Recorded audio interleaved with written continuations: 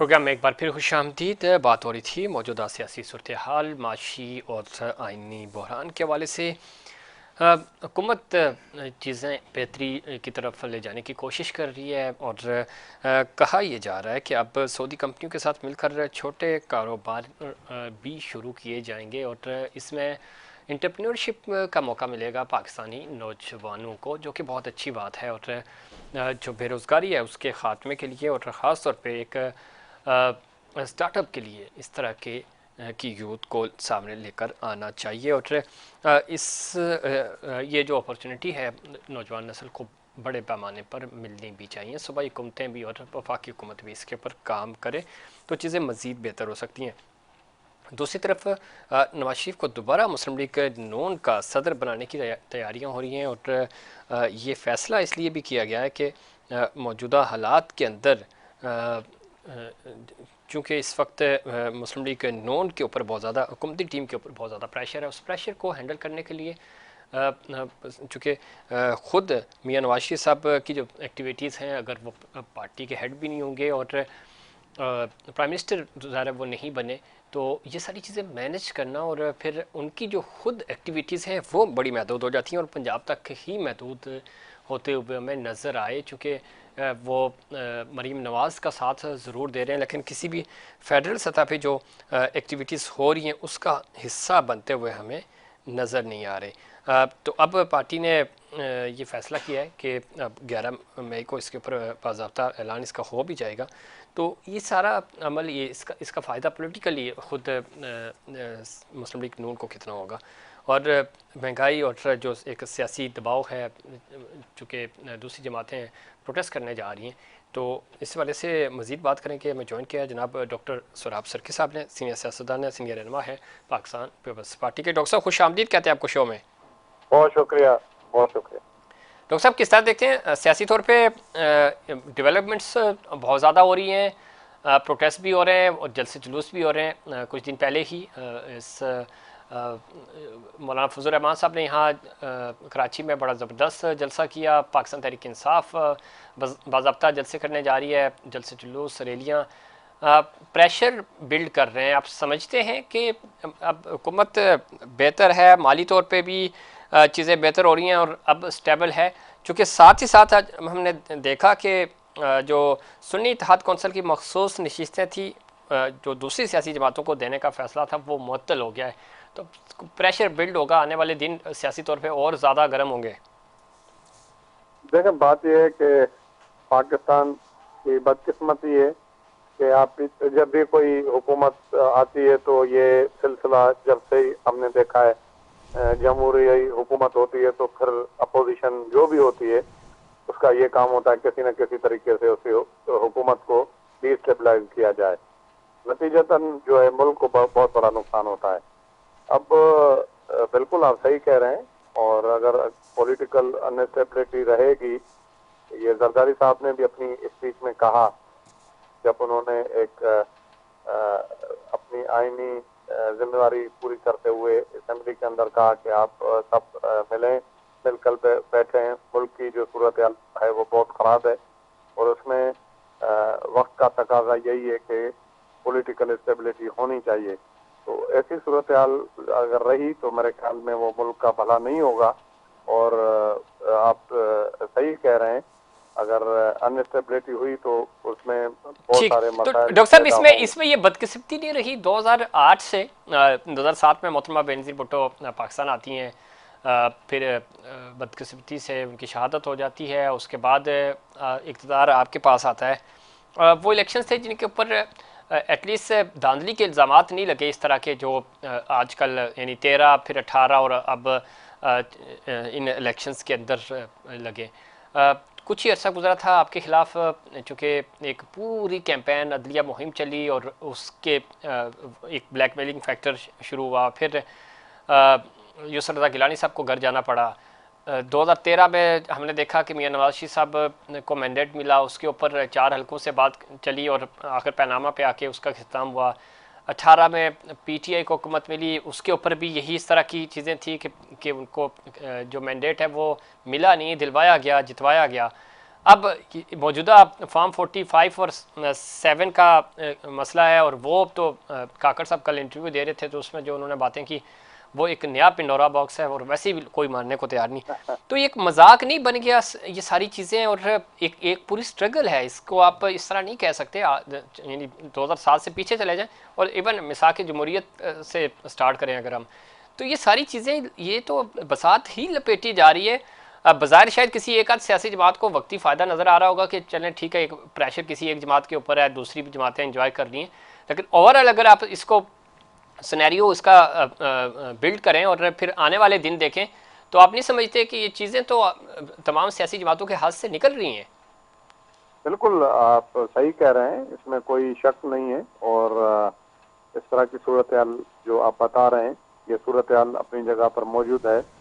लेकिन ये है कि आप ये देखें कि 2008 में प्राइम मिनिस्टर हमारा तब्दील हो गया, लेकिन उसके बावजूद भी हमने जो है सदर जरदारी ने 5 साल पूरे करवाए और उन्होंने कोई ज्यादा मतलब गड़बड़ हो रही थी, वो उसके बावजूद प्राइम मिनिस्टर को हटाया गया, उसके बावजूद ट्रम्प पूरा किया गया। डॉक्टर साहब मैं यही कह रहा हूँ कि पाकिस्तान पीपल्स पार्टी की हमेशा ये कोशिश रही है, पाकिस्तान पीपल्स पार्टी चाहे वो इक़्तिदार में हो या नहीं हो, लेकिन मुल्क के अंदर सही तरीके से जमहूरियत चले, फेयर एंड फ्री इलेक्शन हो। सबसे ज्यादा तो इसके विक्टिम हम हैं जब से पाकिस्तान पीपल्स पार्टी बनी है।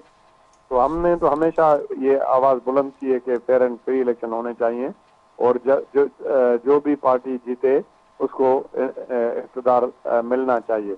अब ये आप देखें, एक सूरत हाल जब 2018 के जो इलेक्शन हुए थे जी, तो उसमें यही आपको पता है कि ये कराची के अंदर, मैं आप ही के चैनल पे बैठा हुआ था, एक एमपीए था, वो बहुत ज्यादा बहस कर रहा था। मैंने उनसे ये पूछा कि भाई आप मुझे अपना हल्का बता दें, जी, आपका हल्का कौन सा है, कौन कौन से उसमें लायक है, मैं सियासत छोड़ दूंगा। सही, तो पता नहीं था और वो एमपीए बन गया।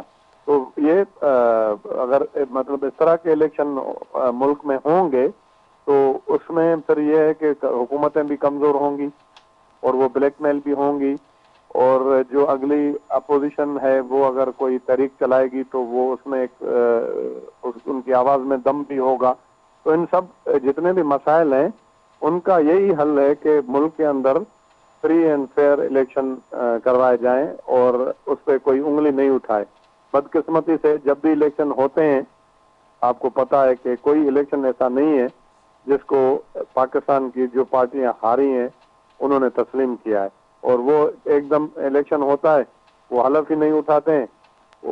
हलफ से पहले ही अपोजिशन शुरू हो जाती है कि ये हुकूमत जो है ये नाजायज हुकूमत है, गैर कानूनी ठीक है। हुकूमत तो है। इसमें डॉक्टर साहब ये तो हमारी बदकिस्मती रही ना, अभी भी आप देखें जो आज फैसला आया है इसके ऊपर पीटीआई क्लेम कर रही है कि मखसूस नशिस्तों पर अदालती हुक्म के बाद हुकूमत 2/3 अक्सरियत से महरूम हो गई। यानी टेक्निकल बुनियादों पर देखा तो बात तो वो ठीक कर रहे हैं, दूसरी तरफ हुकूमत ही की तरफ से आज़म नज़ीर तारड़ साहब कह रहे हैं कि बेहतर होता कि मखसूस नशिस्तों के हवाले से लार्जर बेंच कोई अबूरी हुक्मनामा जारी करता।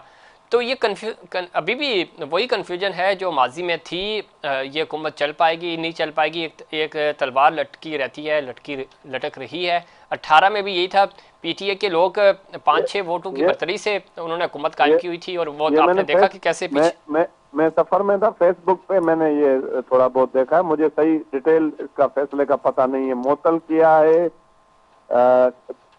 कोई और फैसला देने के लिए, या कोई ये फैसला किया है कि ये सीटें पीटीआई को दे दी जाए, मुझे अभी तो ये फैसला नहीं हुआ कि पीटीआई को दी जाएंगी या नहीं दी जाएंगी, लेकिन ये फैसला तो कालदम हो गया ना, मुअत्तल हो गया।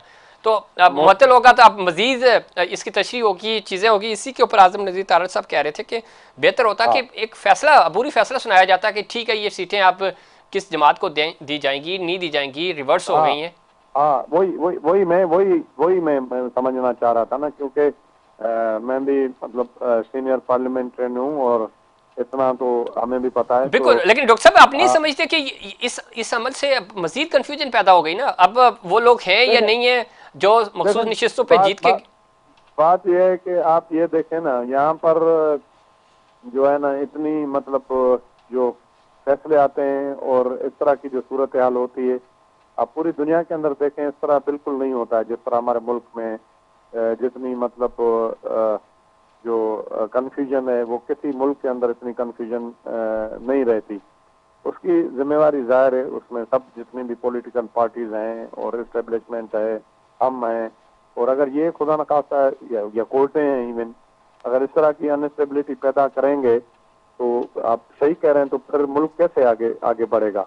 और यही मतलब लोगों को शक होता है कि ये जो हुकूमत है, इवन हमें मुल्क में महंगाई पे भी इस पे कंट्रोल नहीं होता है, उसका ये भी पता नहीं होता ये हुकूमत जो है ये 5 साल पूरे करेगी या नहीं करेगी। और ठीक। बाहर की दुनिया के लोग भी यही कहते हैं कि यार ये यहाँ पर जो है ये प्राइम मिनिस्टर जो है पता नहीं ये पूरा टेन्योर पूरा करेगा या नहीं करेगा। ऐसा ही है, तो नहीं किसी सब को यकीन होता और ये तलवार लटकती रहती है। और ये लटक 8 से अब 24 तक हमने देखा कि कोई भी प्राइम मिनिस्टर, आपकी हुकूमत 5 साल पूरे कर गई लेकिन प्राइम मिनिस्टर 2 आए। नहीं नहीं, ये तो मेरे ख्याल में पूरे पाकिस्तान की तारीख में कोई भी ऐसा प्राइम मिनिस्टर ऐसा नहीं नहीं है, है ऐसा ही है फर्स्ट अभी चाहे जुल्फकार अली भुट्टो ने भी, आपको पता है कि उस पर भी इतना प्रेशर जब ऐसे ही है। दूसरी तरफ 70s में डॉक्टर साहब मेरे पास वक्त कम है, मैं चाहूंगा कि गंदम स्कैंडल के ऊपर ये एक, चूंकि आप खुद समझते भी हैं, ये आप नहीं समझते कि किसानों के साथ ज्यादती हो रही है और होती आई है कि आपके पास गंदम है फिर आप बाहर से मंगाते हैं, अभी